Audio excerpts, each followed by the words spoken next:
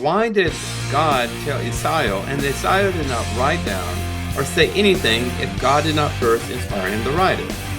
So God told Isaiah to report that he had sexual relationship with his wife, married wife, she's not unmarried, and had 2 sons from that process. Unless God knew, 700 years in the future from that time, that Christians would be molesting these scriptures and creating an entire cult movement out of Isaiah 7, chapter 7, verse 14. All the Christmas carols, all the nativity scenes, all this stuff, movies and everything else, books are made, was created from this one mistranslation from Matthew that originated in Isaiah chapter 7, verse 14. Shalom, this is Hakam Ya'ar ben-Emmett, the CEO of Torah Watchman Show channel. Hope everyone's been well. God bless you. I have an important topic of interest video that I've reconstituted from the past. I think it's more accurate and updated than other things I've said before. The title of this video is, "The Prophet Gave King Ahaz a Sign, but it was not Jesus." Yes, I'm talking about Isaiah chapter 7, verse 14, and your very best and Christological astute King James Version Bible. And yes, my target audience here is primary Christians, or those Christians that are considering other options, B'nai Noach, and just non-denominational and just getting out of the cult framework, especially Roman Catholic, the Eucharist and everything else. It just blocks all truth because the priest in Roman Catholic churches, most of them I've talked to, controls all the narratives, everything. And in fact, a lot of Catholics I have spoken to, unlike evangelicals, they're completely ignorant of the Bible, especially the Old Testament. And that's what I'm talking about. It's a good Old Testament, as Christians love to call it, how they renamed the divine words of God espoused through his prophets. But let's get started. Now, the Gospel of Matthew, I've said this many times before, was written, composed anomalously in Koine Greek. No one knows who composed it. It was not the disciple Matthew. Based on scholarly evidence, empirical evidence, around 85 CE, Common Era. Focusing on Matthew 7:14, you can see it in the graphic behind me. If you were familiar at all with Isaiah chapter 7, verse 14 and verse 15 in your Old Testament, you can see a lot of commonalities between the two passages, between the New Testament and your Old Testament. Why?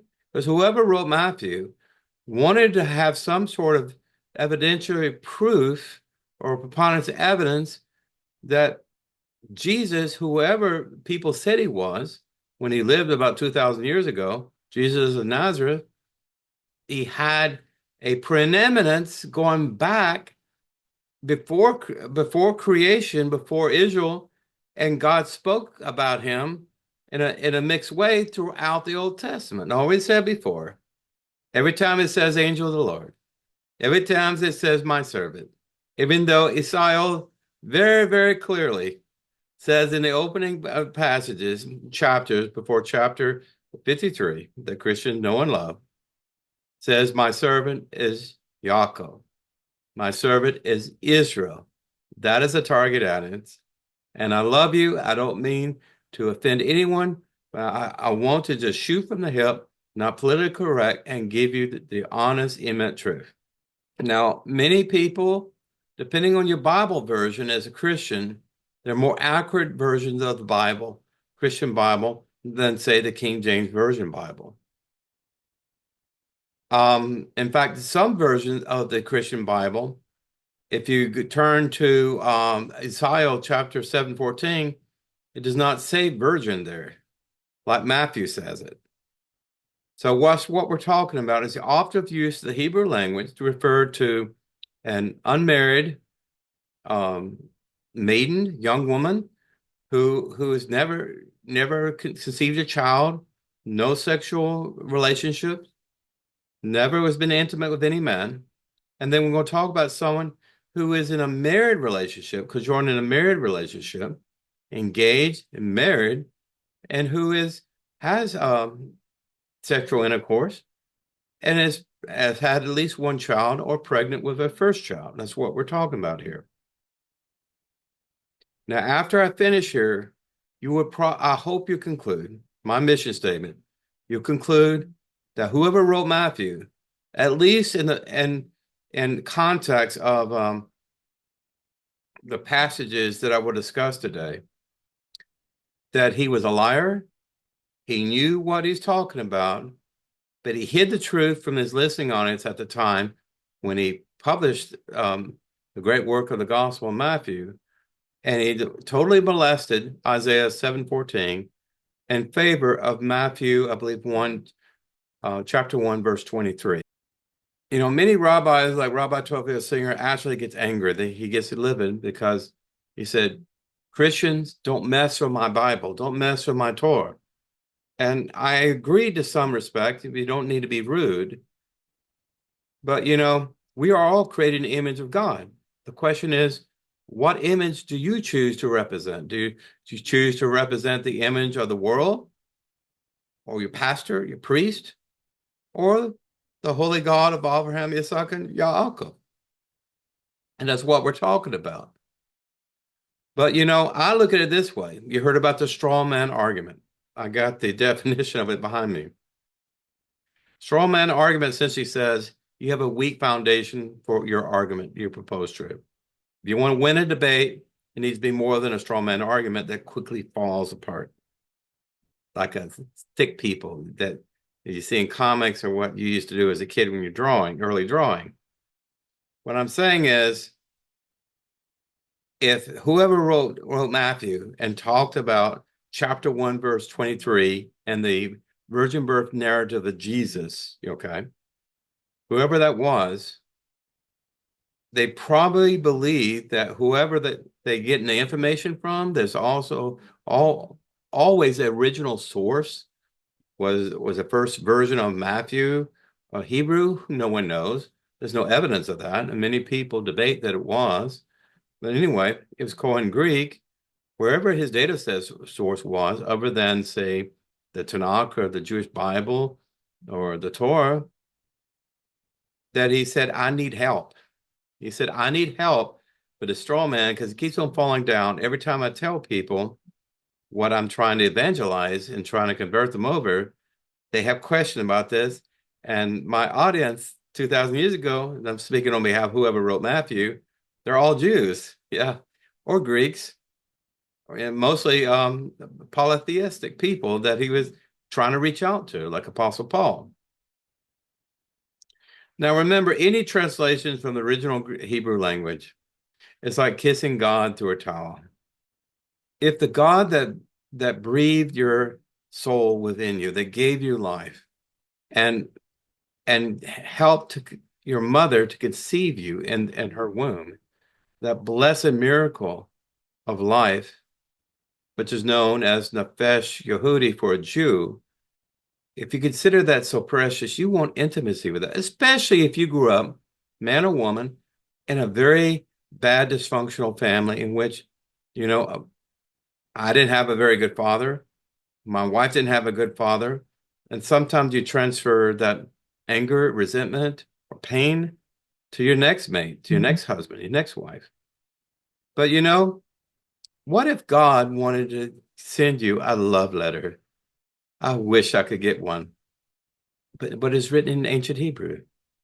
How important would it be for you as a Christian, or B'nai Noah, or someone who was not born with a Hebrew spoon in their mouth, or didn't have the benefit of a cheder or a yeshiva growing up? I didn't have the benefit of that. How much would it mean to you? Would it compel you to learn that language, to understand that love letter?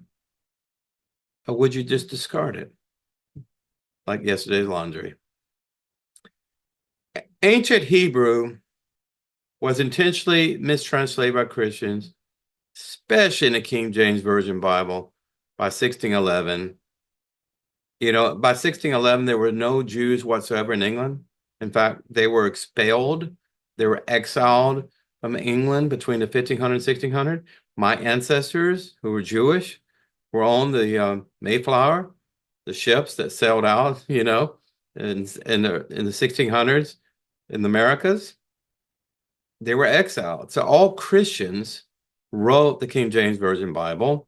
They translated it from the Latin Vulgate, and it was in the Jacobean, they call it Jacobean English, Anglo-Saxon English at that time.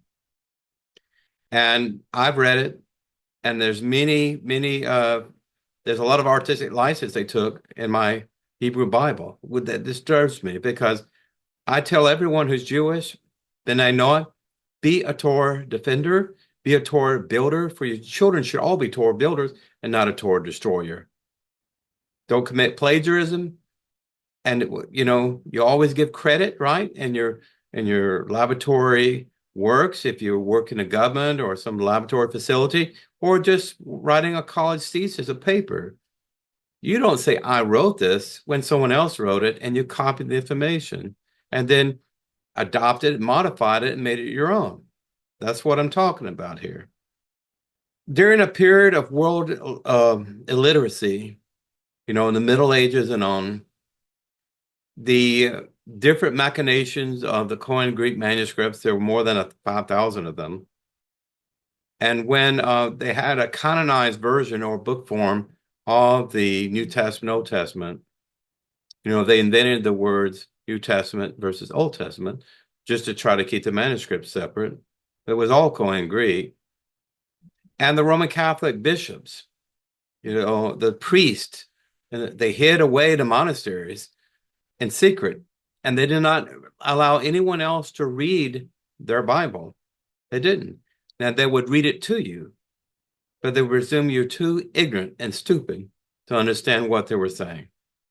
And they hid it, they controlled it, and they manipulated it in secret, especially in the transition between the Roman Empire and the Holy Roman Empire underneath the leadership of the Emperor Constantine and others by the 4th century.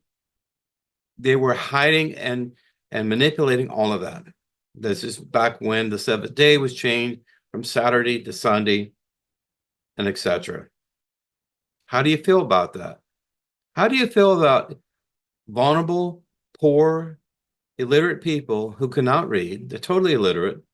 In the Middle Ages, 2,000 years ago, no one knew how to read unless you were exposed to the doctrines of Philo and Plato and the Greek philosophers, and you were just in with the nobility, or you had a lot of money or something like that. Rashi lived in France. He had a lot of money. So he had access to a lot of knowledge that other people didn't have, and he controlled that information in the Talmud. Anywhere from artificial chapter breakouts, that you see throughout the Bible today. And it's good and bad with that, but it's very confusing when you consider that the Isaiah book, per se, was originally a scroll, just something you unroll and scroll. So I've said before that Isaiah 53 actually begins in Isaiah 52, I think verse 8 and so on, leading up to the passages that Christians say, this must be Jesus. Understanding everything in context is critically important. To understand Isaiah 53, you have to first read the chapters leading that, at least chapter 52. Now, getting back to the focal point of this video, we're talking about Isaiah chapter 7, verse 14. We're talking about how it contrasts with Matthew chapter 1, verse 23, in respect to the operative use of the word in English, virgin, which is actually in Hebrew known as Betula. And for anyone who's not a virgin, lost her virginity, got married, had a child, that's known as Alma. And you see the graphic behind me, the Hebrew word alma. Now, we'll be focusing on the correct operative usage of the woman that we're talking about in Isaiah 7:14.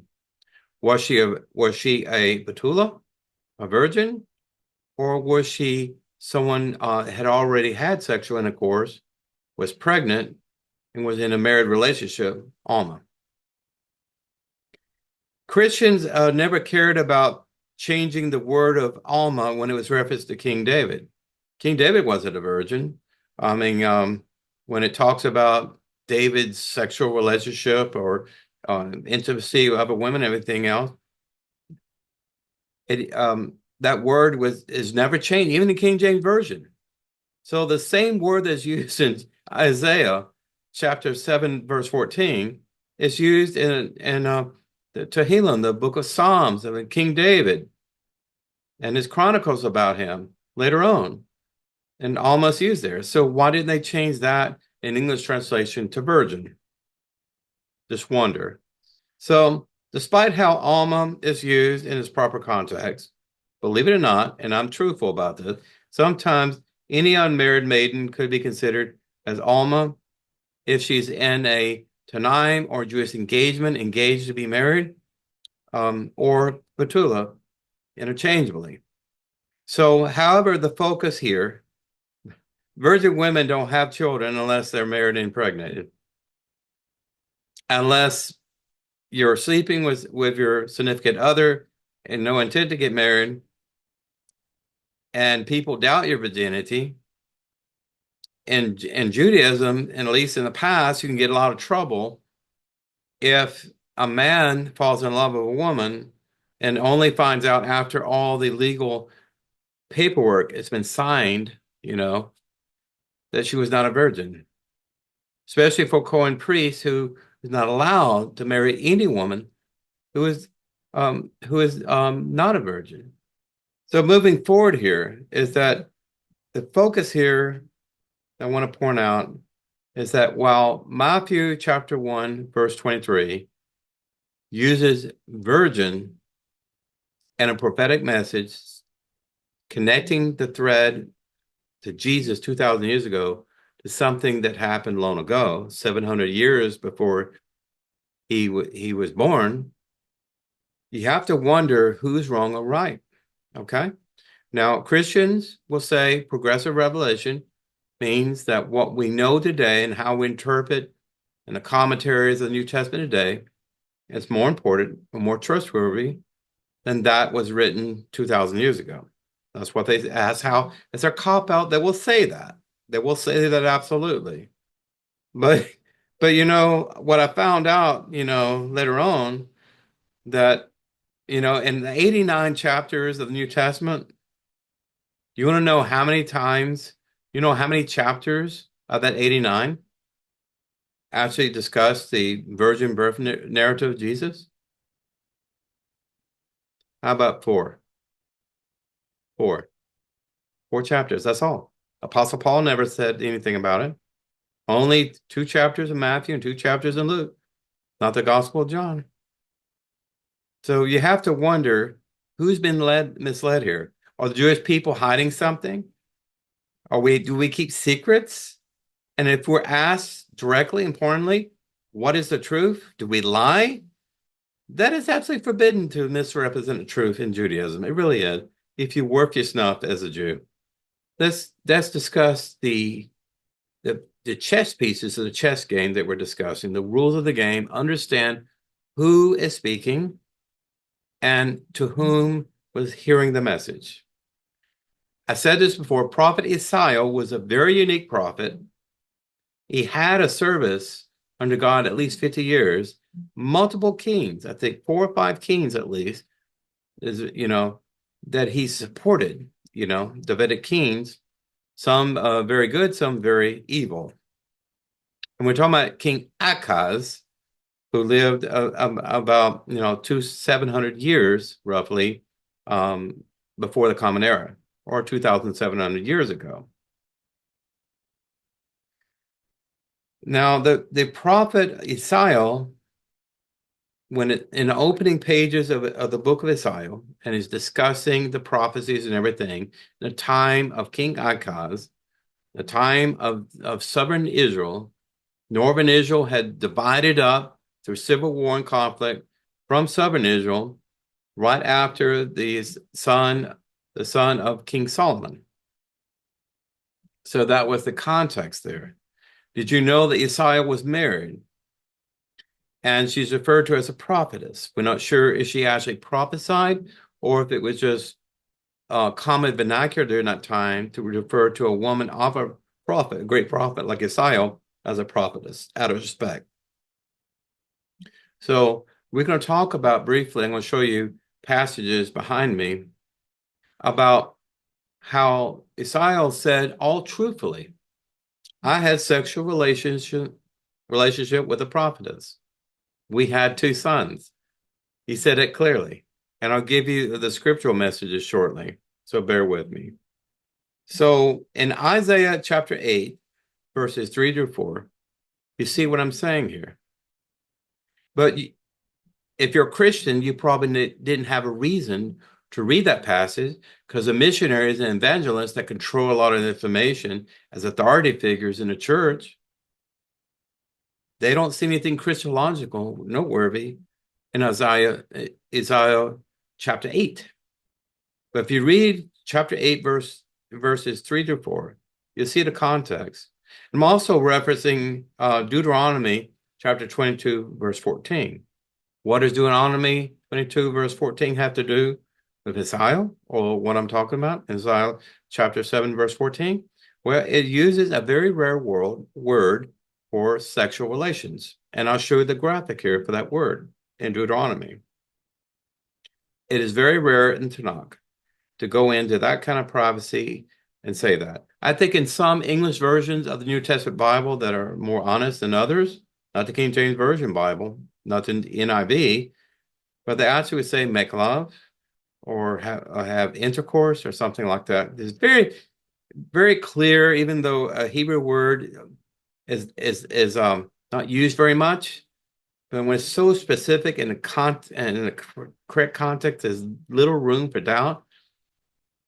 There's a reason. You have to ask yourself, why did God tell Isaiah, and Isaiah did not write down or say anything if God did not first inspire him to write it? So God told Isaiah to report that he had sexual relationships with his wife, married wife, she's not unmarried, and had 2 sons from that process.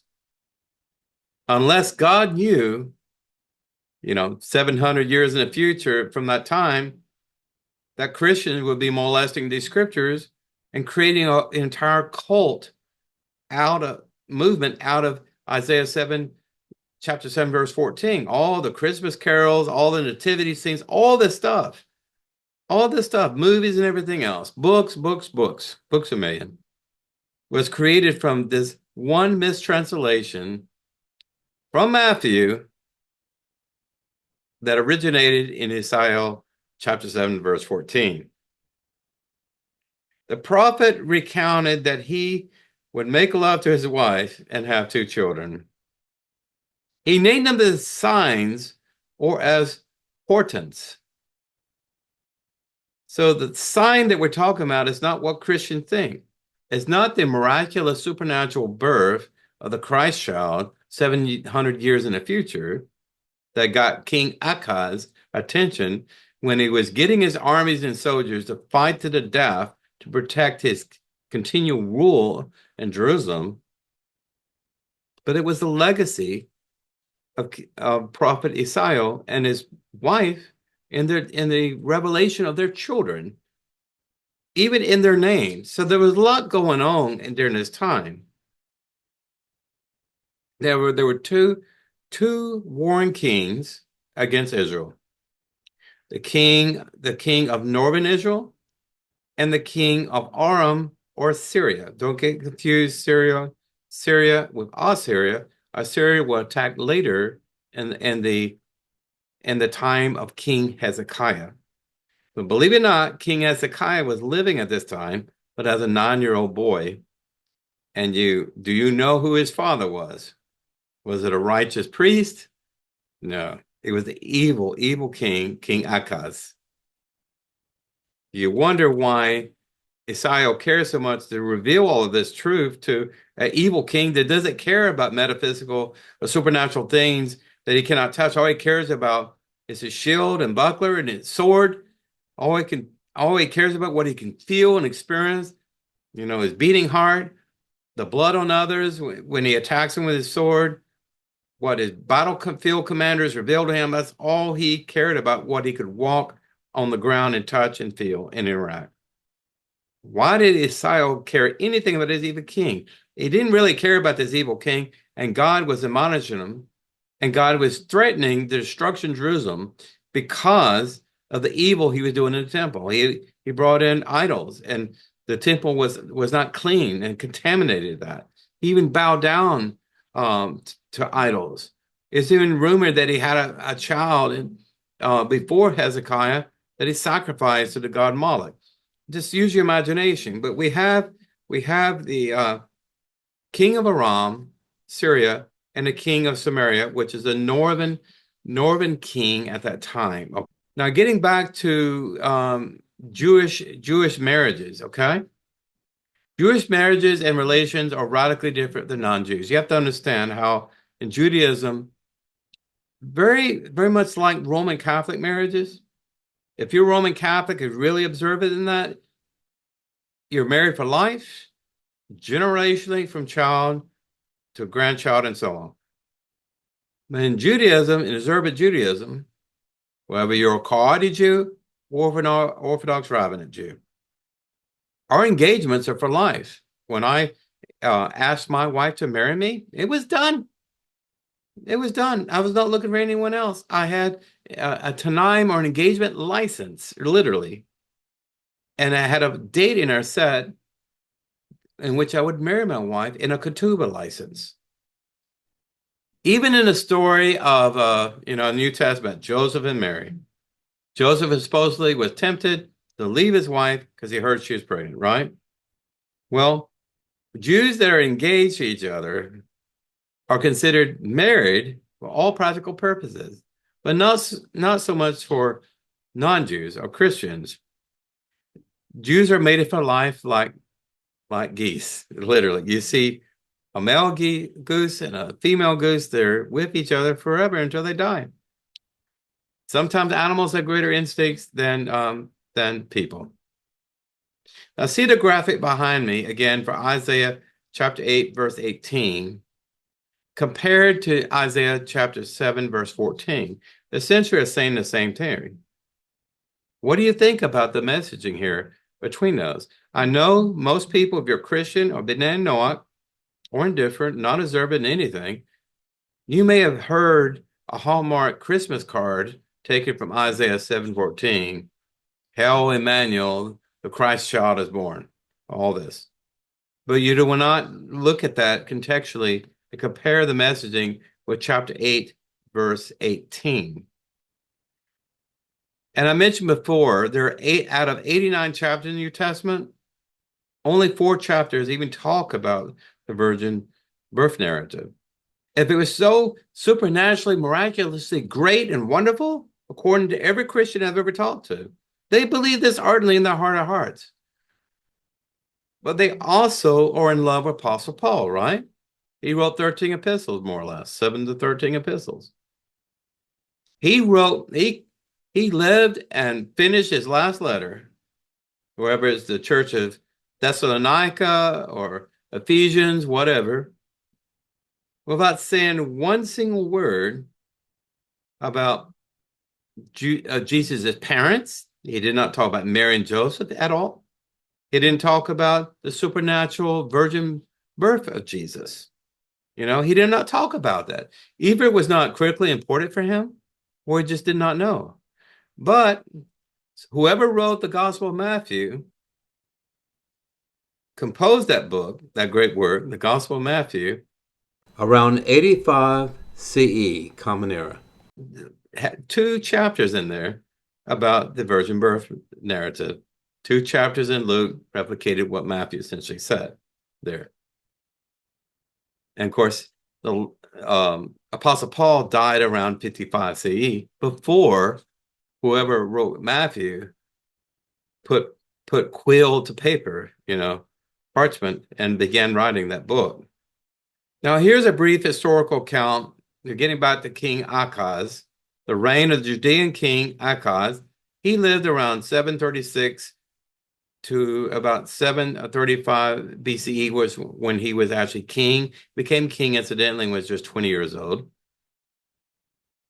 He must have had a righteous wife because of King Hezekiah. At the same time, a very young prophet named Isaiah, who was married to his pregnant wife. He already had one son, and she was pregnant with his second son. He knew, at prophecy, he knew, and she knew that it would be a boy. So during the King Ahaz's reign, King Rezin of Israel and King Aram of Syria allied themselves together to attack Jerusalem, to force Ahaz to join their anti-Assyrian coalition, because at that time the Assyrian Empire was rising and threatening every nation in that area. So the king of Israel foolishly joined Aram and pretty much gave away his soul, because all of northern Israel would be carried away in the time of Hezekiah by Assyria, later on. And I'll show you a graphic of the map that we think was accurate and astute in the time of King Ahaz and the earlier life of the prophet Isaiah. Now, I'm going to explain it briefly here. The prophecy made by Isaiah and the names of his two children connected directly to the two invading kings of Samaria and Syria to destroy Jerusalem. Two sons and two kings, two symbols, two signs and portents. The two sons of Isaiah and his wife were, get these names. How would you name your child this way? Shir, Yashub, and Meir, Shalal, Hash, Baz. The prophetess of her unborn son during the time of Ahaz, her privately was referring to her unborn son as Emmanuel, which means God is with us. These two sons, respectively, met that talked about the imminent invasion, the trouble of Jerusalem, and also how the Jewish people would be dispersed. And the other name actually meant about more or less the redemption. So the sign that Isaiah spoke to Ahaz on behalf of God was not the birth of his wife's son, which most people think of. It was not about the birth of his wife's son, his son, but the life that his future son would inherit in his time as a witness, that he would have a higher standard of life, being nurtured by butter and honey, this wonderful thing. Please read with me Isaiah chapter 7, verse 16 right here. Consider these food agreements for just one moment. We have an imminent time of war. We have limited reserves and rations in Jerusalem. Limited water. The walls were sealed, and you could not trade with northern Israel anymore. All those agreements were done, and it was a crisis situation. So people had to minimize their quality of life standard at that time in Jerusalem, because the life was not certain the next 24 or 48 hours. Did you know how complex it is to make butter? I grew up on a farm. My grandfather used to be a dairy farmer, and he told me some of this when I was a kid. Consider how milk is produced in normal times by milking healthy cows. Some cows don't produce much milk. Some cows produce an enormous amount of milk. But anyway, once you milk the cow, you start, if you want to make butter, you have to churn it in a certain way, and it takes time to do that. The temperature has to be right. All the monitoring of that has to be right. especially if you want it to be kosher. Now consider about honey. Honey, does it pop up at the ground and does it grow in trees? Beehives, bees husbandry, and it's very difficult. Bees need certain flowers to pollinate. You need to have flowers to pollinate, right? How many flowers are growing in Jerusalem versus outside of the walled city there for bees to pollinate and to go back to their hive and make honey? I would say it'd be fair to say that no one was enjoying butter or honey during that horrible time and crisis in southern Israel when these two kings were threatening not only the reign of King Ahaz, but every living soul in that city. Now look at the situation in Ukraine. You know, you have Russia attacking.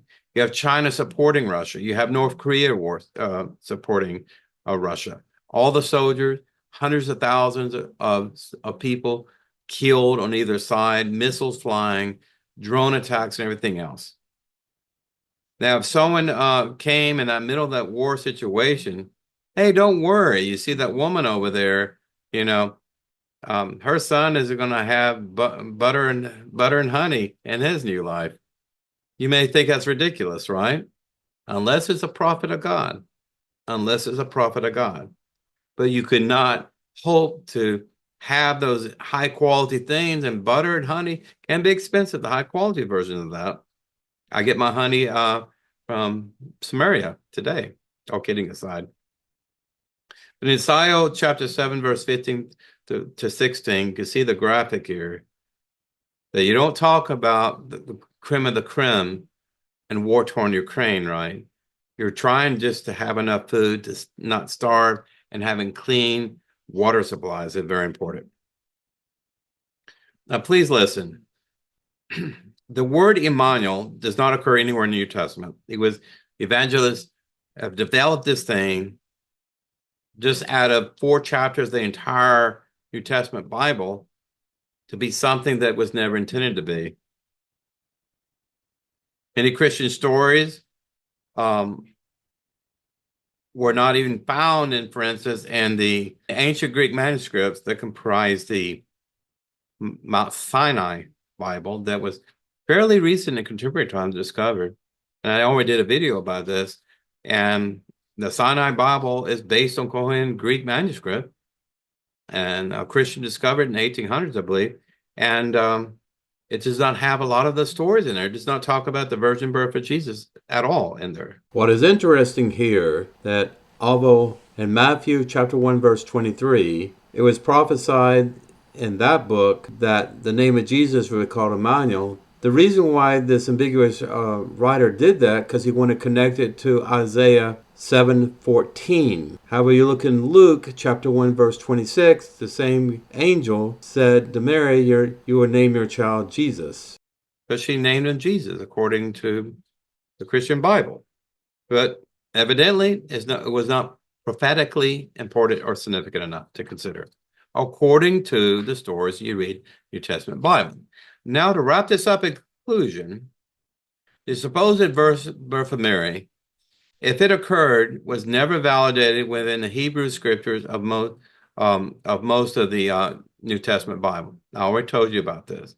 The virgin birth narrative was not a miracle. Why I say this? And every Christian say, yes, it was a miracle. Yes, it was promised and by Isaiah. 700 years before Jesus was born, it's prophesied, and Jesus fulfilled that prophecy through his virgin birth. Do you know what a miracle is? A miracle is an event witnessed by multiple people that defies reason and logic in its final explanation. Something that's supernatural. How would you verify a virgin birth occurred when a baby was delivered to term? How did the 3 mages who brought the frankincense and myrrh and spices, to the little manger in Bethlehem and present those gifts to the new Christ King, how did they validate when they got there it was a virgin birth? How? How do you verify that? Just think about it medically and scientifically. How would you verify that to be a miracle? Listen, some animal species can actually become pregnant you're female, to itself, like an earthworm and things like that. Nothing in the human race has ever recorded a woman getting pregnant without the help of a man. That's just not how nature intended it. That's why God created Adam and Havilah to have children. Finally, why would the prophet Isaiah try to reassure a secular and very wicked king like Ahaz? In fact, in a dialogue, I'm not going to show you this, but in a dialogue between Ahaz and Isaac, Ahaz just said, "Why are you talking to me about this? You know I don't believe in any of this." But Isaiah was insistent because God was insistent to get the message to Ahaz that this was a witness and the final legacy of Ahaz, what would happen. He would see something, a miracle, and the utter defeat of those two warring kings, the king of Samaria, the king of northern Israel, and the king of Aram, will both be assassinated later on, believe it or not. But how would it make King Ahaz feel any better when he's grabbing his sword and grabbing his shield and he's waiting for imminent attack of these kings and his vastly overwhelmed armies, how would it comfort him? He said, there will be a woman that will have a virgin birth of the Christ child 700 years in the future. You would laugh at that person, right? But understand everything in context if you want to know truth. If you don't want to know truth, just continue to cherry pick this and that and read your truth from a gospel tract. To be honestly true. Okay. What would you say to such a person about this? What would you say if someone promised you a miracle 700 years in the future that you could not validate or be a witness to substantiate it? Now, no Christian will never hear their pastor speak the message in this lecture day. They would not throw Isaiah chapter 8 on one side and then Isaiah chapter 7 on the other side and show the commonality of the messaging there. They would not go into details in defining the Hebrew words for virgin and married women. They would not talk about that. They would not talk about in the Dallas Theological Seminary, the Moody Bible Institute, and many other very famous and Christian study halls throughout the United States. They would not talk about that. Instead, they will continue to blind your eyes with a Jesus cough, hiding the truth. I've had Christians tell me, "You're right in everything you're saying. I cannot argue with you, but I'm a man of faith. I believe in my faith, and I cannot be compelled." I'm not here to evangelize anyone. I'm not here to force anyone. I'm here to give you options, informational truth, contextually relevant, and something based on facts and peer-reviewed science or archaeological discoveries, facts. That something is tangible you can hold, and you can research yourself. Go and read Isaiah chapter 8. Go and read Isaiah chapter 7 in proper context. Research who King Ahaz was. Research the wife of the prophet Isaiah. Research the two sons that they had together. If you hear everything I'm saying as a Christian and do not embrace or don't take it upon yourself to take the initiative to just go and read it for yourself. Go and read it for yourself. This is not my opinion. This is God's opinions when I quote things on the behind me in these graphics and passages from Isaiah and Deuteronomy and Matthew. When I quote these things to you, you can see this. You can take a camera and hit pause on my video and then see this for yourself and research it without saying, "I don't believe anything this guy has to say. I don't believe red-bearded Jews. I don't believe in them." But you can find out for yourself. You should fall on your knees and ask forgiveness and worship the one true God of Abraham, Isaac, and Jacob. That's what I did. I grew up in a Protestant family, parents that were born Jewish, Semitically speaking. Their ancestors were both Jewish. And my father knew it, and he hid the information. And I had to go back to other people and do DNA tests until I found all my genetic Jewish cousins.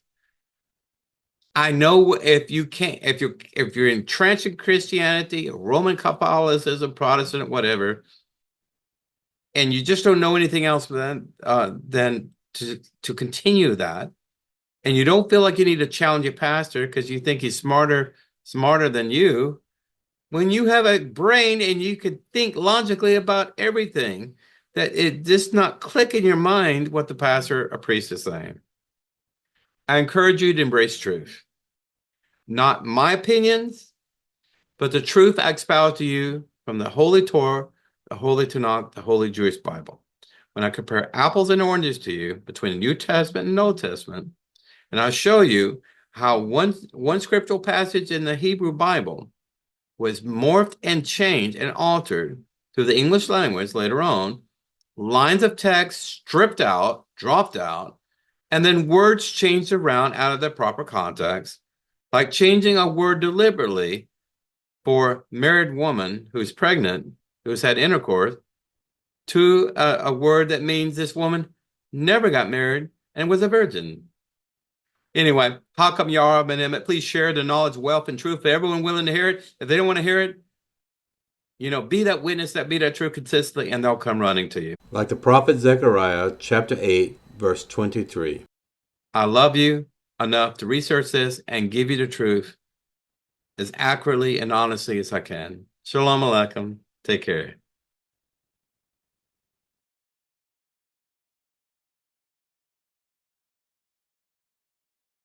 If you've enjoyed this program, please click like and subscribe.